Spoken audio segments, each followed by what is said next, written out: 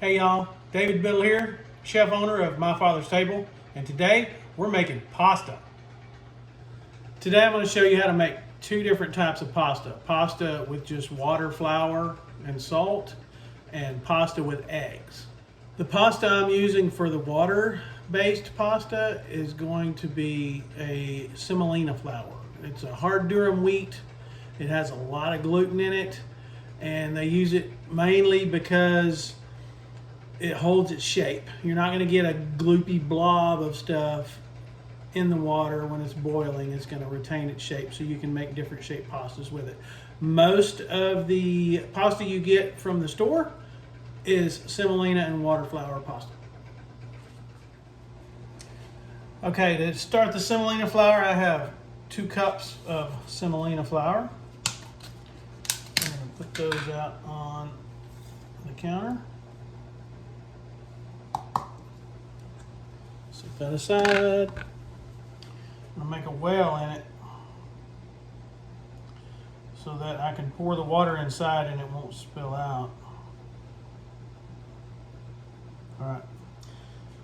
I have 2/3 cups of water. I use Texas spring water just because, you know, I'm from Texas and spring water hasn't been taking all the good stuff out and purified and filtered and all that. So we're going to put 2/3 of a cup of water in the center of the dough. You don't want your dam to break on the outside because then we're going to have a mess and it's going to be a scramble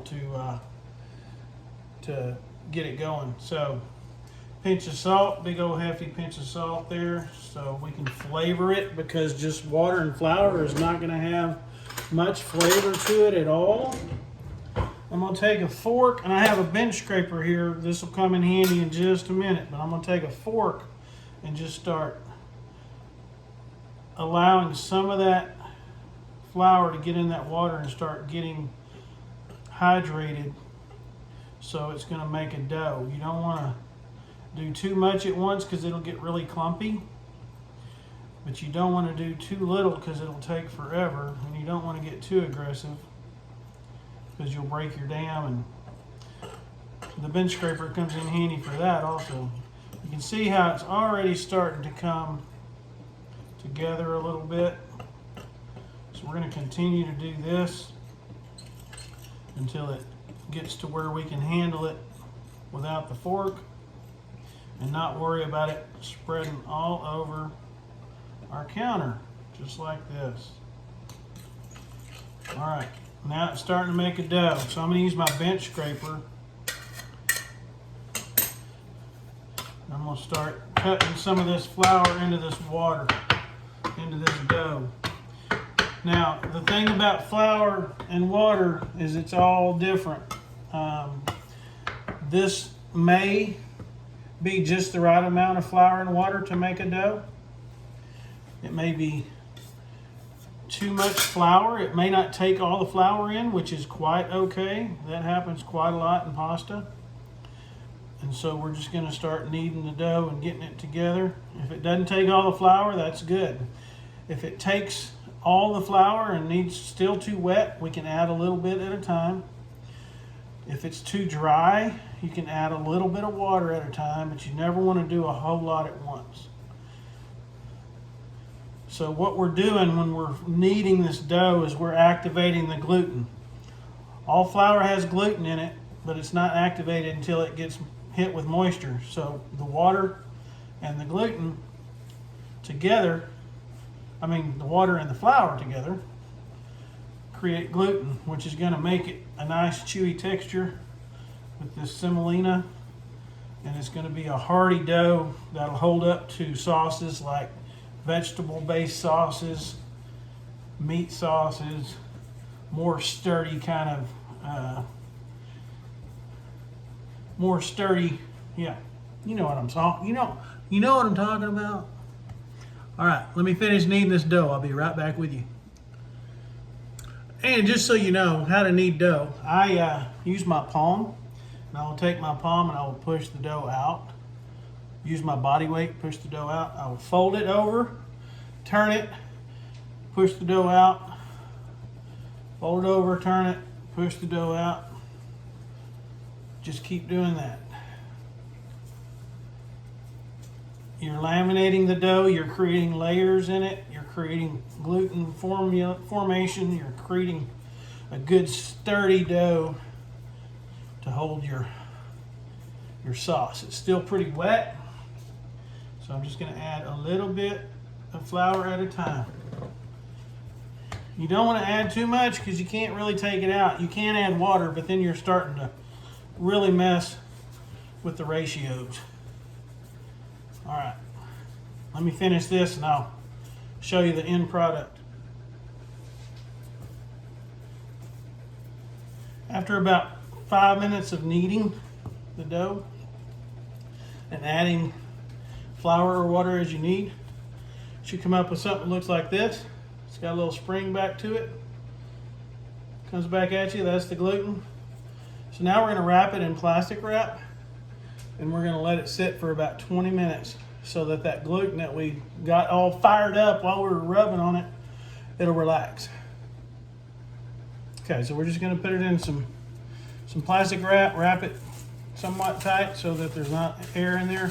The reason we wrap it in plastic, or you can put a bowl over it or wrap it in cloth, whatever. You don't want it to form a crust on the top because it'll be really hard to roll out and it'll dry out. We want to keep it moist. So we're just going to let this sit for 20 or 30 minutes.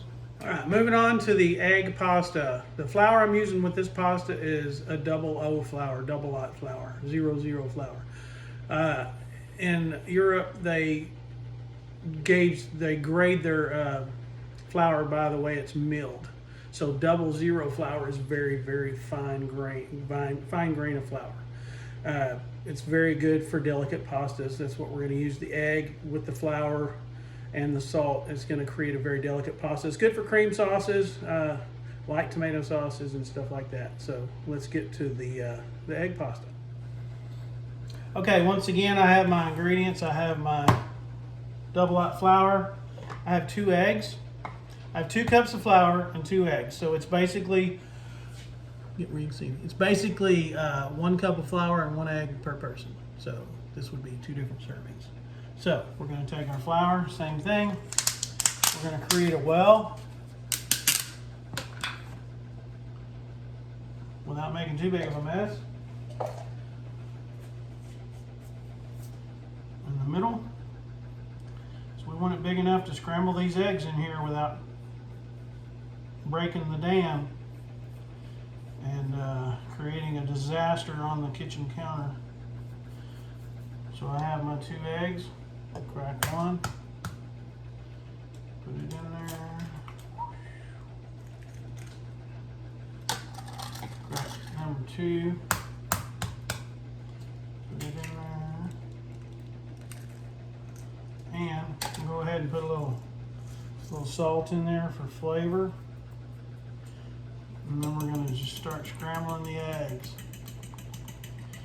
Once we get them good and scrambled, emulsified, the yolks and the whites together, we're going to start adding in the double lot flour to create a dough. Same thing, you don't want to do too much at once because it'll get all clumpy and lumpy, and you don't want to do too little because it's going to take us too long and you don't want to watch me for that long. So get your eggs scrambled pretty good and then start incorporating your your flour to make dough.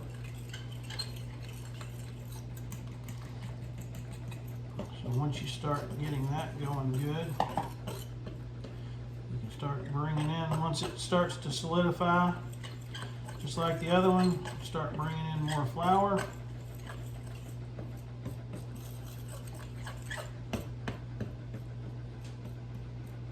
Once again, this is also flour and liquid, so it may or may not take all the flour. If it doesn't, that's quite all right. It'll incorporate what it wants to, what it'll take in. So we're going to get rid of this fork right now. Start using the bench scraper. Add some flour, make the dough. Be sure and scrape all that egg off the countertop. Alright, I'm going to start using my hands to form this dough.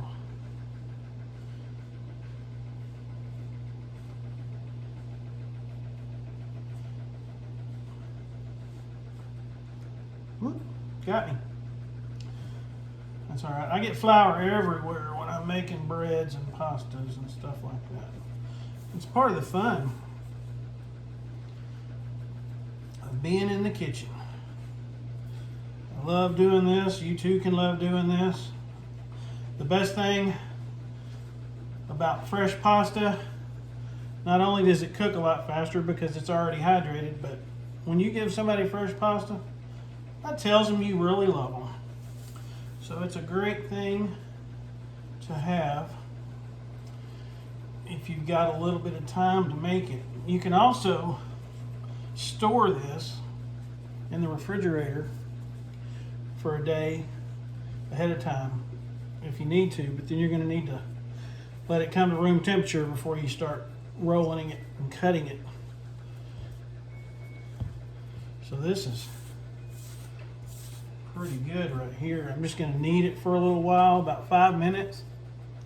That way it'll activate the gluten and hydrate the flour very good. So I'll be right back with you guys. So I'm done kneading the egg pasta. You can see there's quite a bit of flour left over here. So I didn't force the flour to go into it. It took what it wanted to. I'm going to wrap it again, just same reasons before, to keep it from drying out, and let the gluten rest. And then after that, we'll show you how to roll it and cut it. You can do this in a stand mixer with a dough hook, but not everybody has one of those, so I wanted to show you the way to do it by hand. Can you overmix it by hand? Probably not. You probably can't hang that long because it's going to take a long time to do that. With a stand mixer, keep it to around 5 minutes or so. All right, let's let this dough rest, and then we'll roll out and cut some pasta. Okay, we have our this is our dough with the semolina flour in the water. It's been resting for at least 20 minutes.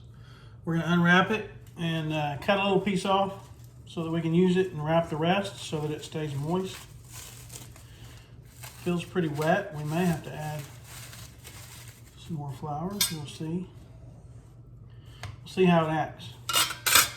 We're going to make cavatelli with this dough because it's a more hardy dough. It'll hold up to bigger, heavier sauces. So we're going to roll it into about a 1/2 inch roll, and then we're going to cut it into even pieces best we can, because the more even everything is, the more even it cooks. So we've got a few pieces here, and cavatelli is a cavity. It's basically, you can make a plain cavatelli if you use a butter knife or your thumb. You can use your thumb, just push down and roll, and it's going to end up making a cavity in there that'll hold a bunch of sauce. You can also roll it down the back of a fork, and then you have a cavity and ridges in order to hold more sauce. You can use a knife, a butter knife, and just pull it towards you, and that's going to create the cavity there. So this is going to be almost a dumpling, almost a ganache. Not a ganache, a gnocchi. But it's going to be a hearty pasta that's going to hold a lot of sauce. So we're going to make these real quick.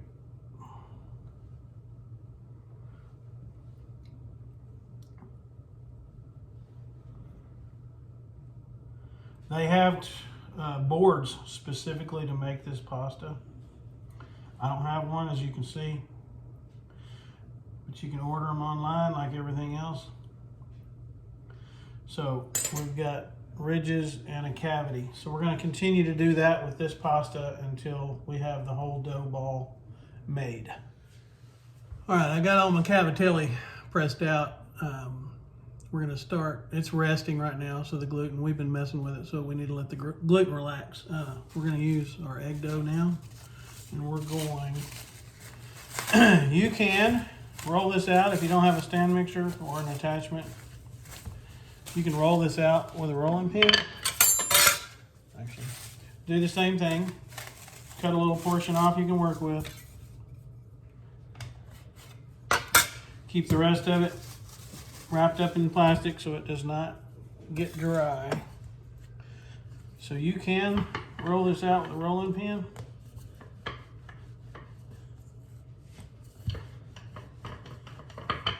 And I would laminate it like I would, I'll show you in the mixer, which is just roll it, fold it 3 ways. Start rolling it out. This is definitely not the easiest way to do it, but it's the way they did it for many, many years before electricity and stand mixers and all that stuff. But you know what? We have stand mixers and electricity now, so I'm going to use what I got.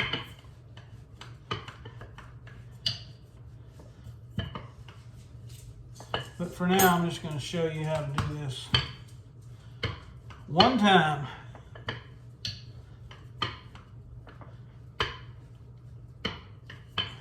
With a rolling pin. We're making fettuccine today, so it doesn't have to be super thin. It needs to be a little hearty, a little robust.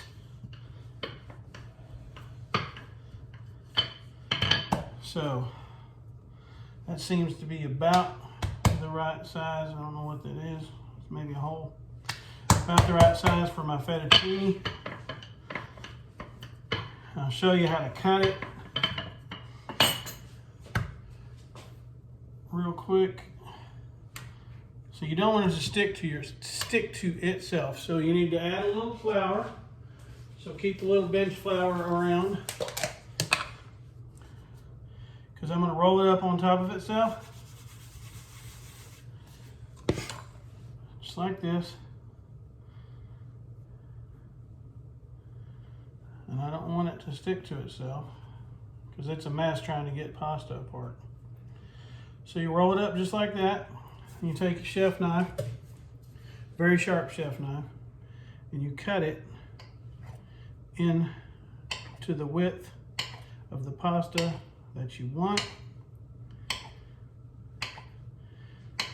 Forgive me for cutting on this countertop. You should always be on a cutting board. So then when you roll it out, you've got your fettuccine.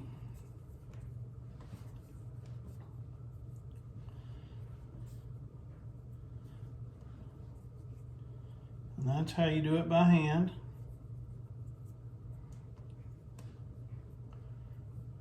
And then we'll just let this rest while we're showing the electronic way to do it. But there you go. It could be thinner. That's why I like KitchenAid. Okay, we're going to use the stand mixer now. So I'm going to cut off another little piece that I can work with. Keep the other wrapped up. And I'm going to flatten this out just with my hand.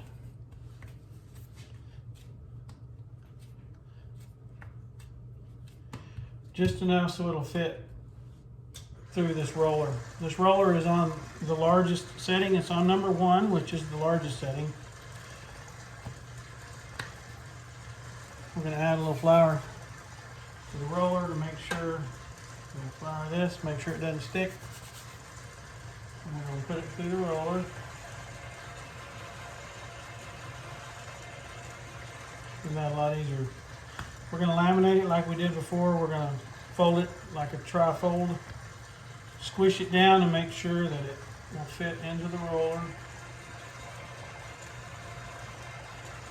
And I'm going to roll it through that once. And twice.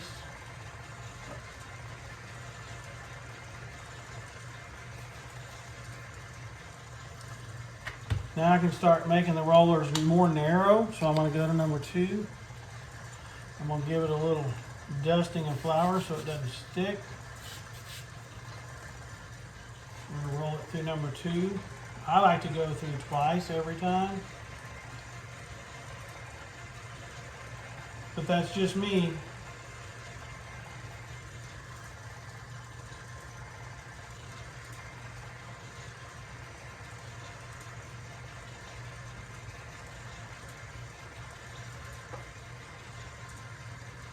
Okay, a little dusting of flour. I'm going to go to number 3.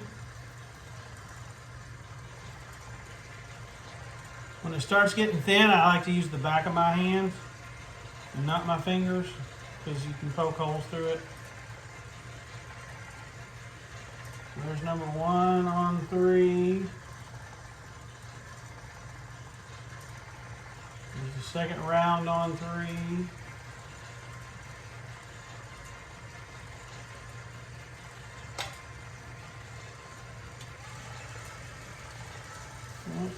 A little dusting of flour, go to number 4.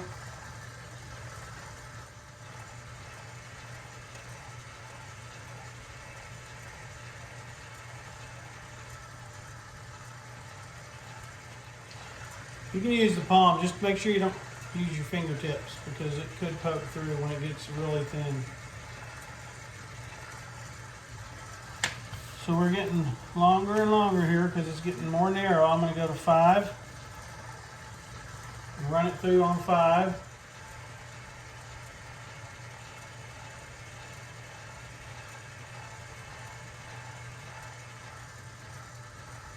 And 5 again.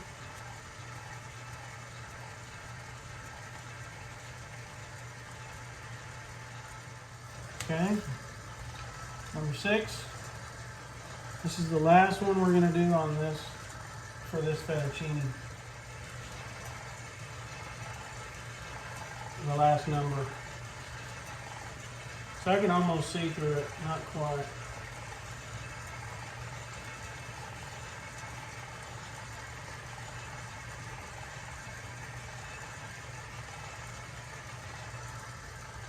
All right, last run with this piece of dough through the rollers.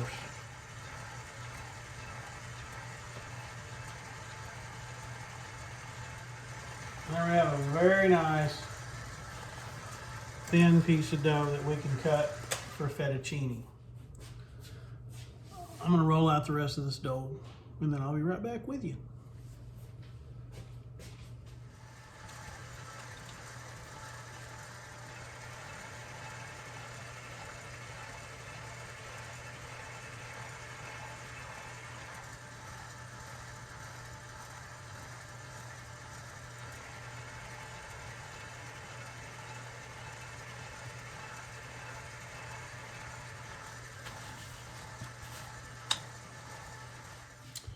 Okay, now that we've rolled out our dough and let it rest for a minute, it's time to cut. So we're going to cut our pasta with the attachment for the stand mixer, and it's going to be really cool.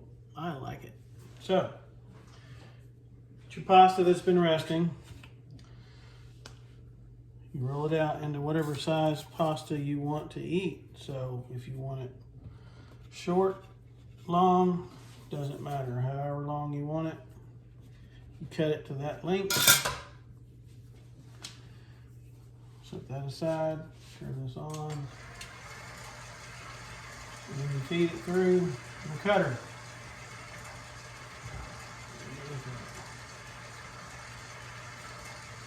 Then you have fettuccine.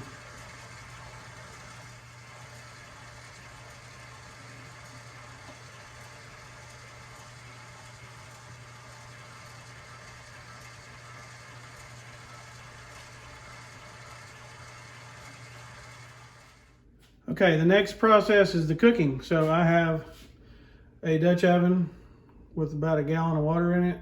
There's my cavatelli over there, and there is my fettuccine over there. So the first thing you want to do is salt the water. You want your pasta to taste like something other than flour. So you're going to salt the water till it tastes like the ocean, the sea. So what they taught me in culinary school was it needs to taste like the sea, not the Dead Sea. So I put enough salt in there to pretty much cover the bottom. This is kosher salt. And then I'm going to turn on my fire and let that come to a rolling boil before I decide to even think about putting pasta in the water. Okay, now we have a rolling boil on our water, so we're going to take some of this cavatelli and take about half of it and put it in there so that everything has plenty of room to swim around and not stick together. They can bump into each other. So we're going to put that in there. That doesn't look like a lot, so we're going to put the rest of it in there. You just want to make sure you got plenty of room for all of your pasta to go to the dance, because stir it up so it doesn't stick to the bottom or each other. You want it to come back to a boil as rapidly as possible so that it doesn't stick together and become mush and it cooks. So we're just going to give it a few minutes, and fresh pasta does not take as long to cook because there's something floating in my water. Got it. Because it's hydrated already, it doesn't have to rehydrate. So it should be not very long before it starts to boil again. Rolling boil. You want to keep it at a rolling boil. And it'll probably take about 3 or 4 minutes to cook this pasta. It's pretty thick. So let's just see what happens.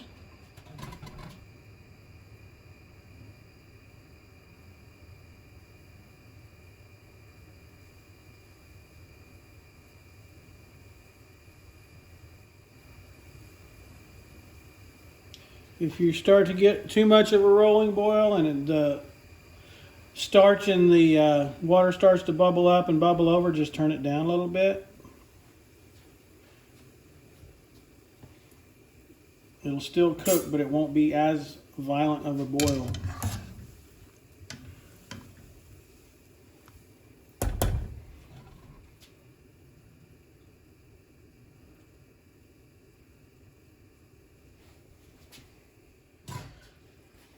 The only true way to tell if pasta's done is to taste it. You can throw it up against a wall, you can do all kinds of different stuff to it, but you really want to just cool a piece off and taste it and see if it's the doneness that you want.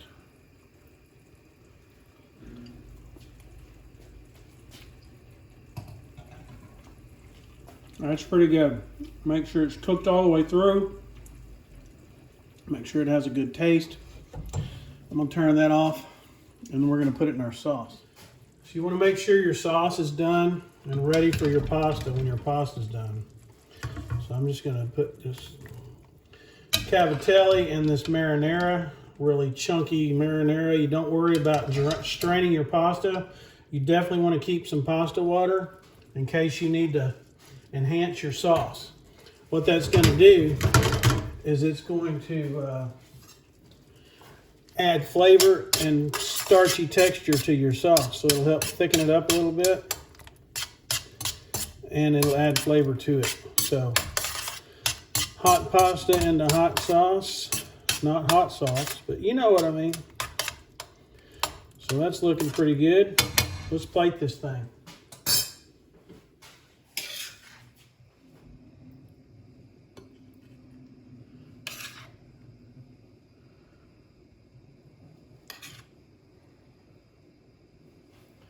So there's my cavatelli with marinara and some Parmesan on top. Boom. Okay, we're back to a rolling boil. Now it's time for our fettuccine. So the fettuccine's been sitting in a pile for a little bit, so we want to make sure it's not going to stick to itself or to each other. So we're just going to kind of put it in there. Try to do it one at a time if you can. And we're going to give it a good stir with some tongs. Tongs work better for long pasta, and the spider that we were using works better for a fatter pasta. Sorry, I had to wash off my tongs. Okay, we're gonna give that a stir. It's not gonna take nearly as long for this to cook because it's a lot thinner. So maybe 3 minutes.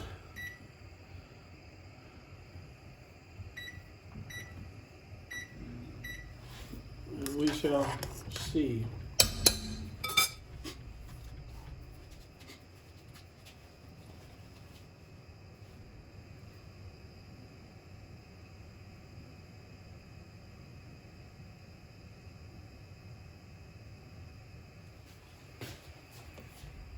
Okay, it's bubbling up pretty good, so I'm going to turn it down a little bit. Still keep it rolling boil, just don't overflow it onto the stove.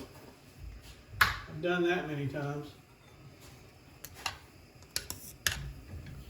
It hasn't been quite 3 minutes yet, but I'm going to test a piece here to see if it's done.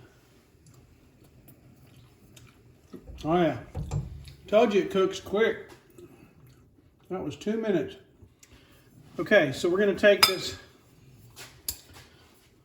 pasta and we're gonna put it in this bowl. And like I said before, we're gonna not worry about the pasta water because it's gonna help actually flavor and thicken our sauce a little bit.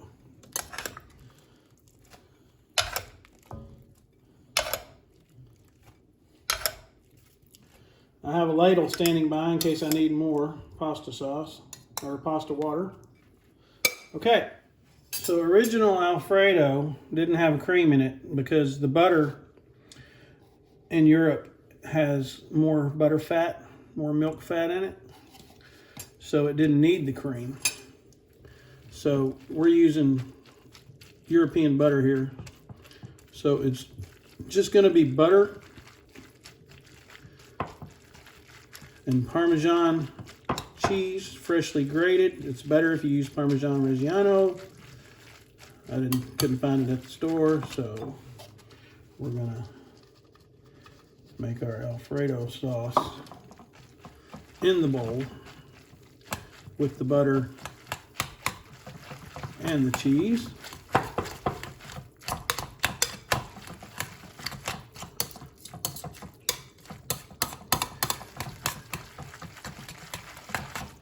Oh, sounds delicious. I wish you could smell it. Let that sit for just a minute.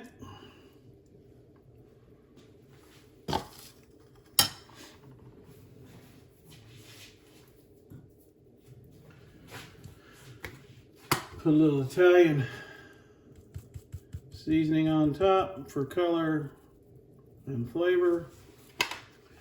And there, my friends, is fettuccine Alfredo. Look at that. Look at that cheese sauce. Oh my goodness. All right. Pretty simple. Well, that one's sticking to the fork. I'm gonna have to eat it.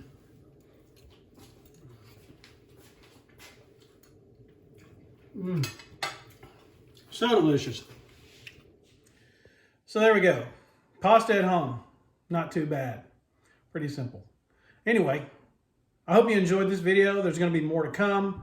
I want you to feel more confident and more comfortable in the kitchen, and I want you most of all to just have fun. Thanks for watching. We'll see you next time.